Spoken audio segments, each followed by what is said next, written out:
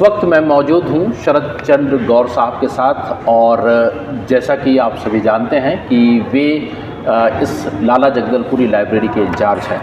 ये बस्तर का यानी इस लाइब्रेरी का एक बड़ा सौभाग्य है कि एक साहित्यकार, एक रचनाकार स्वयं इस लाइब्रेरी के इंचार्ज हैं। गौर साहब, बहुत बहुत स्वागत है आपका। नमस्कार। धन्यवाद जी। ये तो बहुत अच्छी बात है कि आप इस लाइब्रेरी के इंचार्ज हैं। आप स्वयं एक रचनाकार हैं, इतिहासकार हैं, आपकी किताबें हमने पढ़ी भी हैं। इसमें मैं थोड़ा सा ये जानना चाहता हूँ कि इस लाइब्रेरी का इतिहास क्या है, कब इसकी स्थापना हुई, और तमाम बातों को आप बताइएगा। बस्तर जिले में लाइब्रेरी का इतिहास सही मायने में तो स्वतंत्रता से पूर्व का है। अच्छा। राजा रुद्र प्रताप देव के समय अच्छा।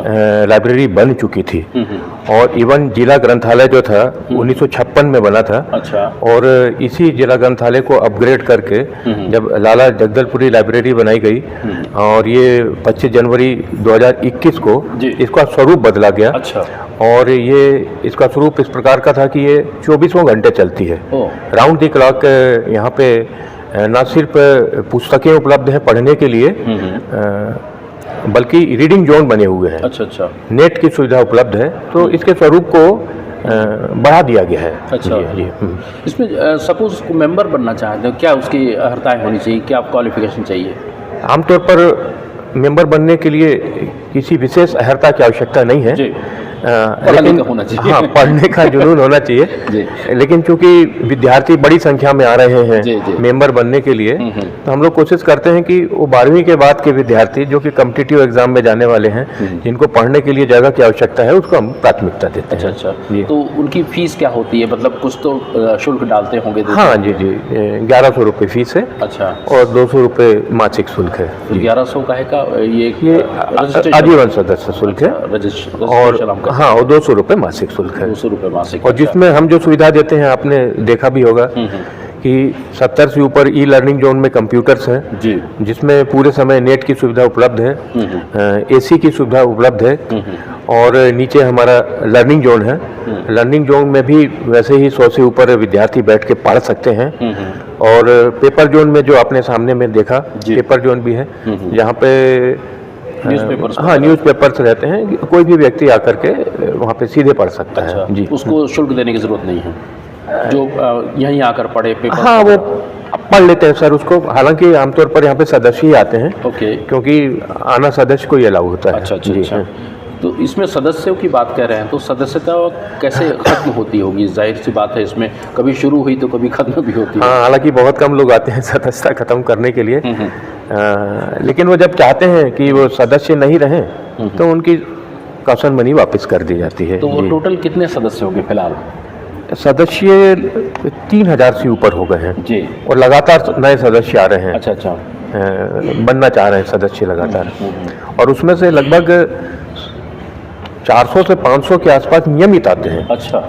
और कुछ जो हैं वो अपने पीरियडिक इंटरवल पे आते हैं, और जो 400 से 500 के आसपास हैं, वो काफ़ी लंबा समय यहाँ पे व्यतीत करते हैं। ये कॉम्पिटिटिव एग्जाम की तैयारियाँ कर रहे हैं। अच्छा अच्छा। कुछ रीडिंग जोन में बैठते हैं, और कुछ ई लर्निंग जोन में बैठते हैं। आपस में शिफ्ट भी होते रहते हैं। अच्छा अच्छा। जब जैसी सुविधा लगे।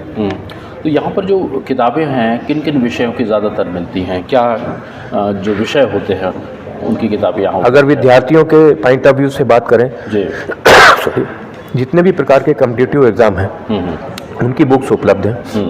करंट अफेयर्स की बुक उपलब्ध है जी, और इवन जो नए करंट अफेयर की बुक्स आती हैं उन पर हम लोग बात करते हैं। और कहीं से भी ऐसा लगता है कि ये नए करंट अफेयर की बुक्स है, वो विद्यार्थियों के हिसाब से आवश्यक है, तो हम उसको मंगवाते हैं। जैसे हमारा इंटरेस्ट इतिहास में है जी, लोकल कुछ साहित्यकार हैं जिन्होंने इतिहास को लेकर के, कला को लेकर के कुछ रचनाएं लिखी हैं, तो क्या उनकी रचनाएं उपलब्ध हैं? हाँ, उसके लिए तो एक पृथक जोन है जी। बस्तर के रचनाकारों के लिए, बस्तर के साहित्यकारों के लिए एक पृथक जोन है। तो चाहे लाला जगदलपुरी जी हों, जिनके नाम पे इस लाइब्रेरी का नाम रखा गया है, उनकी सारी किताबें, उनकी तो सारी किताबें उपलब्ध हैं। इवन उनकी किताबें उपलब्ध हैं, उन पर जो किताबें लिखी गई हैं, अच्छा अच्छा, वो भी यहाँ पे उपलब्ध हैं। उन पे स्मारिका भी आई है, वो भी उपलब्ध है। बस्तर अंचल से मेरा तात्पर्य बस्तर संभाग के पूरे जिले आते हैं। अच्छा। क्योंकि सभी के जितने भी साहित्यकार हैं हमें बस्तर से जुड़े हुए, सबकी रचना यहाँ उपलब्ध है। और सबसे अच्छी बात तो ये है कि जब कोई नई रचना आती है तो उसके लेखक स्वयं भी आते हैं हमारे पास में किताब को लेकर के। एक सिंपल सा प्रोसेस होता है, सिर्फ हम लोग यही देखते हैं कि किताब में कुछ अवांछित जानकारी तो नहीं है जी। ठीक रहती है किताब, तो हम लोग लाइब्रेरी में शामिल कर लेते हैं। टोटल कितनी किताबें वर्तमान में होगी? किताबें सर 30,000 से ऊपर हैं। अच्छा, संख्या जाहिर है बढ़ रही है। हाँ, बढ़ रही है किताबें, और इवन कुछ पत्रिकाएं किताब के रूप में होती हैं। अच्छा, मतलब उनको हम पत्रिका में रखें, किताब में रखें, ये भी एक दिक्कत की बात होती है। वो लगभग किताब के रूप में होती हैं। उनके लिए भी एक अलग प्रयास कर रहा हूँ कि वो सामान्य पत्रिकाओं के साथ ना रह करके वो एक बीच का रास्ता बन जाए, क्योंकि वो लगभग किताब का काम करती हैं। तो उसके लिए एक जोन बना लें। जैसे हमारे यहाँ कुछ ऐसी किताबें बनी हैं, निचोड़ ने, जैसे हालांकि बस्तर से जो प्रकाशित होती है, जी। निचोड़ पत्रिका ने एक विशेष अंक निकाला है केवल जो जननायक हैं यहाँ उसको लेकर के। तो वो किताबें, इस तरह से किताबें, कुछ लोकल इतिहासकार हैं जैसे रुद्रनारायण पानीग्राही जी हैं, डॉक्टर के झा साहब हैं, तो क्या इन सब की किताबें अगर कोई पढ़ना चाहे तो यहाँ आ सकता है? बिल्कुल आ सकते हैं सर।